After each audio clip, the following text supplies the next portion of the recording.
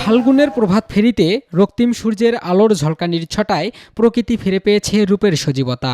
সেজেছে নতুন সাজে, পত্রপল্লবে ফুটেছে ফুল, মুগ্ধ করেছে মানব হৃদয়কে। আর বসন্তের এমন আগমনে শুভ্র বালিকারাও সেজেছে বসন্তের সাজে। নারীর খোপায় কিংবা পুরুষের হাতে ফুলের মোহন শোভা ছড়ায় উৎসবে পার্বণে। একটা ফুল কিনি, তো ফুলটা কিনে দিল। আগের বারের থেকে ফুলের দাম মোটামুটি কমই আছে।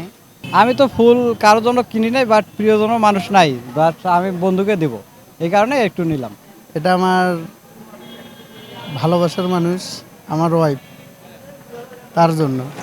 গাইবান্ধা শহরের বিভিন্ন দোকান ঘুরে দেখা যায় বসন্ত ও ভালোবাসা দিবসকে ঘিরে গোলাপ, রজনীগন্ধা, বেলি, জারবেরা, গাঁদাসহ নানা ধরনের ফুলের পসরা সাজিয়ে বসেছেন ব্যবসায়ীরা। তবে গত বছরগুলোর তুলনায় বেচাকেনা কম বলে জানান তারা। পয়লা ফাল্গুন, এই কারণে আমরা পর্যাপ্ত পরিমাণের ফুল নামাইছি। যে পরিমাণে ফুল নামাইছি সেই হিসেবে আপনার বিক্রি কম হচ্ছে সেই তুলনায়। হলো সারা নাই পড়ছে হলো আপনার শুক্রবার, মানে 14 তারিখ হলো শুক্রবার, তারপরে আপনার শবে বরাত। এই দুটার কারণে আসলে ক্রেতার সংখ্যা খুব কম। অন্যদিকে ভিন্নভাবে বসন্ত বরণ করছেন ভলান্টিয়ার ফর বাংলাদেশ সংগঠনের এক ঝাঁক তরুণ তরুণী। কথা হলে জানায় পৌর পার্কে নিজ হাতে ফুল বিক্রি করে গরিব অসহায় শিশুদের খাবার ব্যবস্থা করবেন তারা।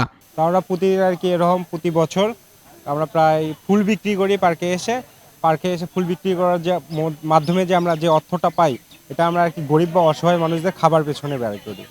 একদিকে ভালোবাসা দিবস, অন্যদিকে বসন্ত উৎসব, দুয়ে যেন এক হয়ে দিনটিকে স্মরণীয় বরণীয় করে রাখতে প্রিয়জন কিংবা বন্ধুবান্ধবদের নিয়ে সুন্দর মুহূর্তটাকে বন্দী করছেন ক্যামেরার ফ্রেমে।